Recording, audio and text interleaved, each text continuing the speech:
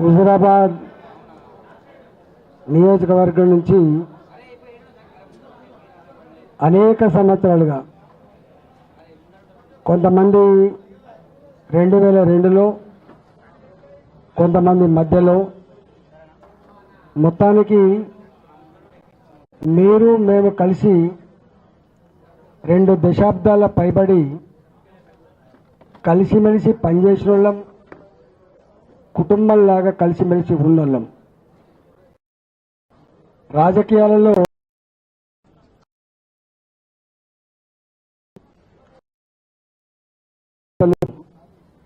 ఉంటారు, కానీ నాయకుడు ప్రజలు కుటుంబం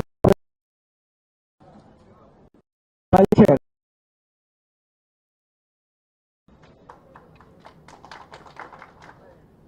కొంతమంది రకరకాల ఈ మధ్య సోషల్ మీడియాలో వస్తే సోషల్ మీడియాని నమ్ముకొని బతికులు కొంతమంది ఉంటారు, అబద్ధాల పునాదుల మీద బతికే వాళ్ళు కొంతమంది ఉంటారు, వాళ్ళ బతికే కుట్రలు కుతంత్రాలు చేసే వాళ్ళు ఉంటారు.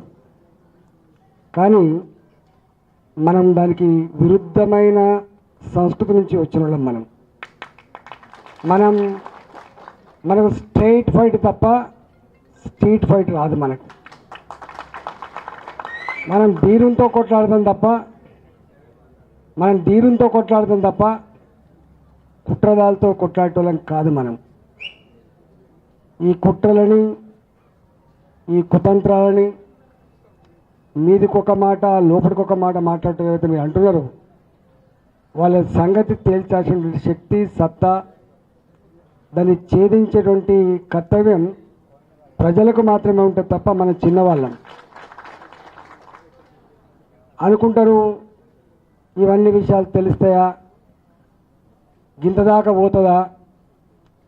కానీ కాలం చాలా గొప్పది.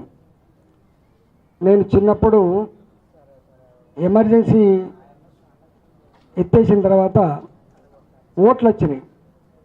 నేను చిన్న పిల్లగాన్ని, ఆనాడు టీవీ లేదు, ఆనాడు కేవలం రేడియో మాత్రమే ఉండే. సెల్ ఫోన్ల కాలం కాదు, పేజర్ల కాలం కాదు, టీవీల కాలం కాదు. ఎవరో ఒక ఇంటికి పేపర్ వచ్చేది. సాయంత్రం పూట మాత్రం ఆల్ ఇండియా రేడియో న్యూస్ వచ్చేది.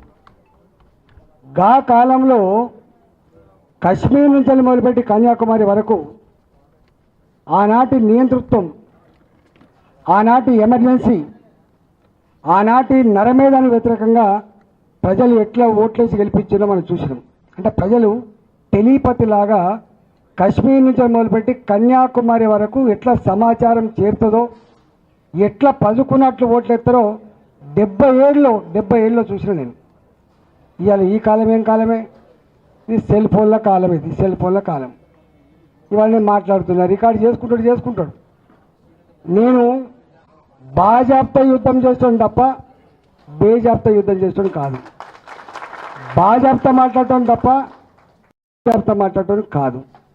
సందర్భం వచ్చినప్పుడు తప్పకుండా ఎక్కడ మాట్లాడాలి, ఏం మాట్లాడాలి అవన్నీ చేస్తాం. మనం చరిత్ర లేకుండా వర్తమానం ఉండదు. చాలామంది చరిత్రను అది కాలగర్భంలో కలిసిపోయింది అనుకుంటారు. చరిత్ర అనేది లేకుండా వర్తమానం లేదు. ఇవాళకి కూడా మనం 1947లో స్వతంత్రం వచ్చిందని చెప్పి ప్రతి సంవత్సరం సంబరాలు జరుపుకుంటూనే ఉన్నాం. కొన్ని వందల సంవత్సరాల కాలం పాటు కొన్ని లక్షల మంది భారత మాత ముద్దుబిడ్డలు ఆనాడు స్వేచ్ఛ కోసం, స్వతంత్రం కోసం, బానిస సంఖ్యలు బద్దలు కొట్టడం కోసం ఉరికంబాలెక్కిన వాళ్ళు ఉన్నారు. జైళ్ళలోనే మగ్గి చనిపోయిన వాళ్ళు ఉన్నారు. అనేక మంది తుపాకీ తూటాలకు బలైన వాళ్ళు కూడా ఉన్నారు. మనకు తెలుసు. ఆ చరిత్ర ఉంది కాబట్టే ఇవాళ మనం ఉన్నాం. చరిత్ర లేకపోతే ఇవాళ వర్తమానం లేదు, వర్తమానం లేకపోతే భవిష్యత్తు లేదు. కొంతమంది వెకిలిగాళ్ళు ఇంకెక్కడి తెలంగాణ ఉద్యమమే అంటాం. ఇవాల్టికి కూడా హుజురాబాద్ ప్రజానికానికి చిరస్థాయిగా వాళ్ళ గుండెల్లో నిలిచిపోయే సన్నివేశాలు తెలంగాణ ఉద్యమ ఘట్టాలు మాత్రమే. అది కమలాపూర్ నియోజకవర్గంలో, అది హుజరాబాద్ నియోజకవర్గం కావచ్చు. అనేక మంది ఇక్కడ ఉన్నారు.